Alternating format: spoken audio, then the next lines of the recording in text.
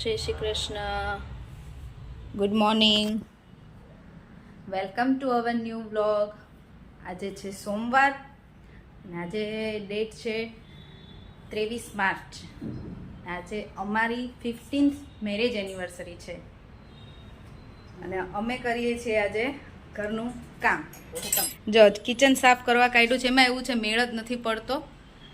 આજે મેં કીધું લાય હવે છે ને કરી નાખું. એટલે આમાં બધી કાચની બોટલો છે ને તો થોડી વાર લાગે વધારે, અને આજે ટાઈમ હતો એટલે મેં કીધું લાવો કાઢીએ એટલે કિચન સાફ થઈ જાય. બાકી છે એટલું. અને મમ્મી અમારે અહીંયા છે ને કાચી કેરીનું શાક કરે છે. મમ્મી જય શ્રી કૃષ્ણ. જય શ્રી કૃષ્ણ. જય શ્રી કૃષ્ણ. બોલો. આજે મમ્મીને મીઠા વગરનું ખાવાનું છે એટલે કાચી કેરીનું શાક બનાવો છે ને. મારે નહોતું જમવું પણ હાહરાવો ને શાંતિ ન થઈ ફરાળ કરું તો. હા, કાલની કોઈ કોમેન્ટ એ હતી, સોરી હું નામ ભૂલી ગઈ છું અત્યારે, કે તમે તમારા સાસુ બહુ સારું કરે છે, મીઠા વગરના ઉપવાસ કરે છે, તમે એમની સ્ટ્રેન્થ બનો.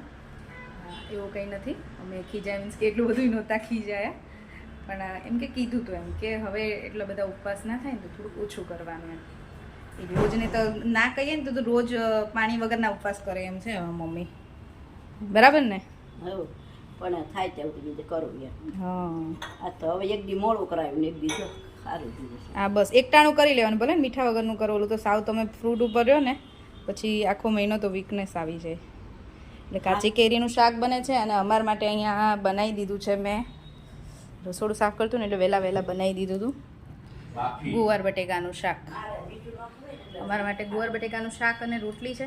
મમ્મી માટે કાચી કેરીનું શાક અને રોટલી. કાચી કેરીનું શાકની રેસીપી હું તમને પછી ક્યારેક આપીશ, કેમ કે અત્યારે આજે મીઠા વગરનું બનવાનું છે ને એટલે હા, એટલે હું તમને અત્યારે અને અત્યારે હું આ કામ કરું છું ને તો એમ મમ્મીએ કીધું કે પછી પાછું એક દિવસ બનાવશું સ્પેશિયલ. જે કેરીનું શાક બહુ જ મસ્ત લાગે. ન ભાવતું એની બધાને ભાવે, છોકરાઓને ભાવે, મને બહુ ભાવે છે.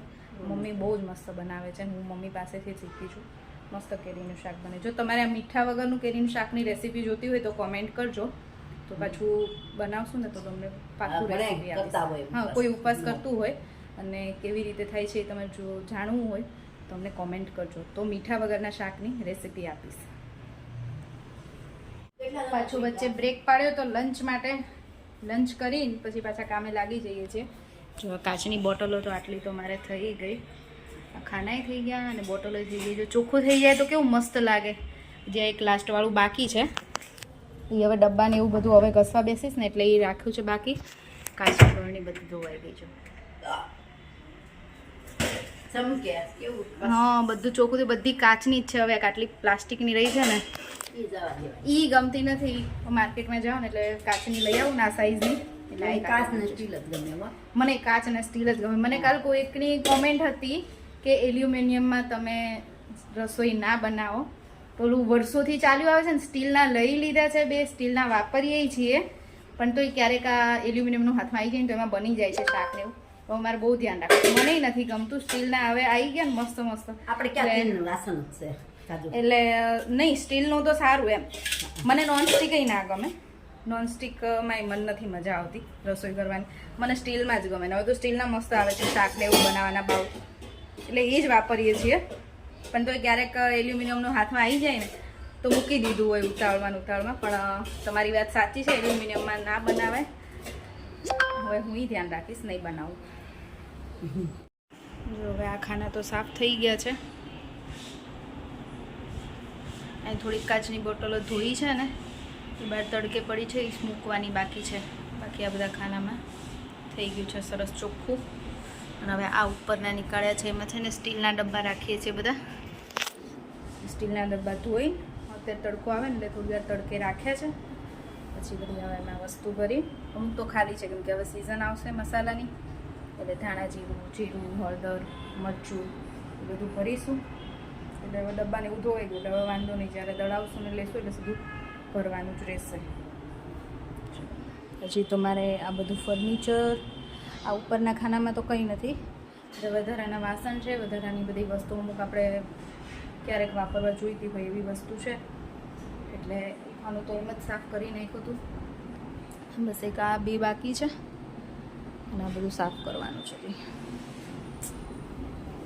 અને આ 3 ખાના તો મેં કરી દીધા હતા થોડા દિવસ પહેલાં. પછી આ 3 ડ્રોવર રહેશે. 3 વાગી ગયા છે. અને અપેક્ષાબેનનો ફોન આવ્યો હતો એનિવર્સરી વિશ કરવા માટે. પરિયન કુમાર, અપેક્ષાબેન ને દેવમ ત્રણેય નાસ્તો કરતા હતા સવારમાં, અને ફોન કર્યો હતો વિશ કરવા માટે. આ બધું ફર્નિચર ઉપરનું બધું સાફ થઈ ગયું. કાચ ને બધું કેટલું મસ્ત લાગે છે, એકદમ ચોખ્ખું ચોખ્ખું. કિચન ક્લીન થઈ જાય, એકદમ ડીપ ક્લીન, એટલે આપણને કેવું સારું લાગે. હવે આ તો છે ને 4, 4:30 થઈ ગયા છે. જો હજી આ બધું પ્લેટફોર્મ તો બધું હજી બાકી જ છે. આ બધું ક્લિયર કરી નાખો આટલું, અને એક પંખો રહેશે બાકી. પ્લેટફોર્મ અને પંખો 2 વસ્તુ બાકી છે. અને એક આ છે ને મારું સર્વિસ પ્લેટફોર્મ. મને સર્વિસ પ્લેટફોર્મમાં મને ખાલી જ ગમે, હું ખાલી જ કરી નાખું. પણ તો તોય છે ને રોજ સવારે ખાલી કરું તોય પાછું રોજ ભરાય જ જાય. ફ્રૂટ ને આ ને તે બધું મૂકીને. હવે આને એક ક્લિયર કરવાનું છે, અને પ્લેટફોર્મ હવે સાફ કરી દઈએ. રાહીને શ્લોકઈ સૂઈ ગયા છે, એટલે નહીં તો ક્યારના આવ્યા હોય મમ્મી આ ખાવું છે, મમ્મી આમ કરવું છે. પણ બંને સૂઈ ગયા છે એટલે મારે શાંતિ છે. મમ્મી સૂઈ ગયા છે કે મમ્મીને છે ને આવું ઉપર ચડીને કે પછી આવું કંઈ સાફ કરવાનું એવું ના કરવાનું. અને રસોઈ બનાવી આપે બપોરે, પછી બધું કંઈ આવું બધું ખાલી કરવાનું હોય ને તો તડકે મૂકવાનું હોય ને એ હું એમને આપું. તડકે મૂકી આવે, સાફ કરી દે, એવું કરી દે. ડબ્બા લૂછી દે, હું ઘસી દઉં ને એટલે બધું લૂછી દઉં. બાકી આ બધું સાફ તો હું જાતે જ કરું, મને તો જ ગમે. જો અમારું કિચન એકદમ ક્લીન થઈ ગયું છે, મસ્ત. પંખાથી લઈને ફ્રીજ ને બધું ક્લીન થઈ ગયું છે.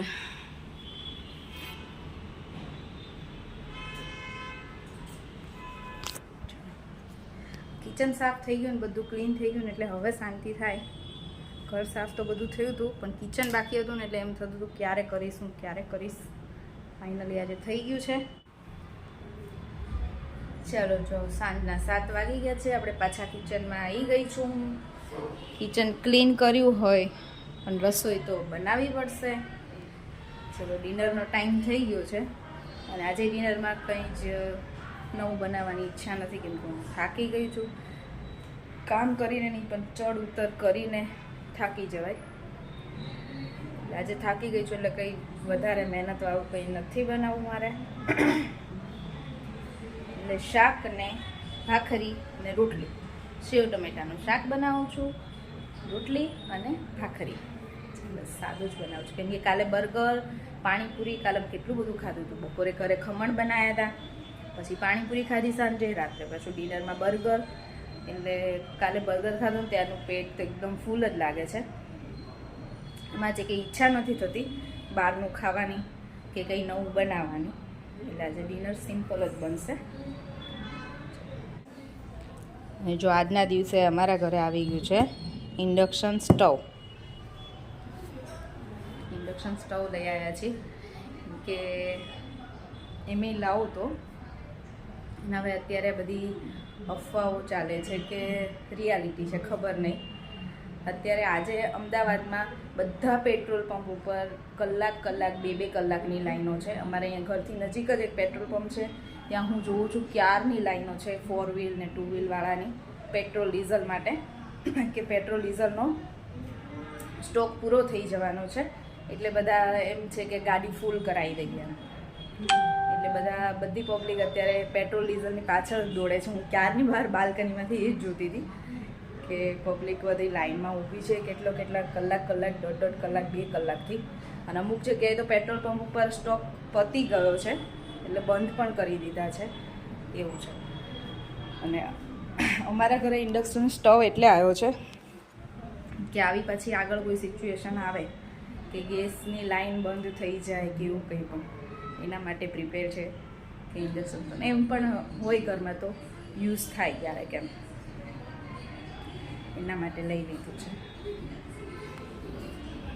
તમને શું લાગે છે કે આપણને પ્રોબ્લેમ થશે ઇન્ડિયામાં? ગેસની લાઈનો બંધ થશે, ગેસના બાટલા મળતા બંધ થશે? આમાં તો અહીંયા ગેસની લાઈન છે, બાટલા નથી, એટલે ખબર નથી હવે શું થશે. કોઈ એવું કહે છે થશે નહીં થાય, જોઈએ છીએ હવે આગળ. આપણે તો એવું ઈચ્છીએ કે બધું પૂરું થઈ જાય, બધા શાંતિથી રહે. ચલો જમીને તો ફ્રી થઈ ગઈ, પછી નીચે આવી ગઈ છું વોક કરવા માટે. અને ડિનરમાં તો પાછું શાક ને ભાખરી હતું, તો જોડે ખીચડી પણ બની.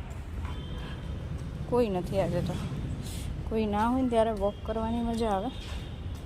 રાહીને શ્લોક રમે છે એના ફ્રેન્ડ સાથે. તો વોક કરીને ઉપર આવી ગઈ, કેમ કે થાકી ગઈ છું આજે. કિચન સાફ કર્યું બધું, તો એટલે હવે કેપેસિટી નહોતી વોક કરવાની. થોડી વાર 15-20 મિનિટ જ કર્યું આજે. ઘરે આવી ગઈ. રાહીને શ્લોક હજી રમે છે, મમ્મી પણ નીચે છે, પપ્પા પણ ગયા છે બહાર, અને કેવું આયા હતા જમીન તરત જ જતા રહ્યા છે પાછા. આજે આ બધા પેટ્રોલની પાછળ દોડે છે ને, પેટ્રોલ અને ડીઝલની લાઈનો હજી એટલી છે પેટ્રોલ પંપ ઉપર. એટલે એ પણ કહેતા હતા કે હું પણ ગાડીમાં ફૂલ કરાવી દઉં, કે સિચ્યુએશનની તો કંઈ ખબર નથી, કે આપણે ગાડી ફૂલ હોય તો પછી કંઈ વાંધો નહીં, હોય ત્યાં સુધી તો વાંધો નહીં.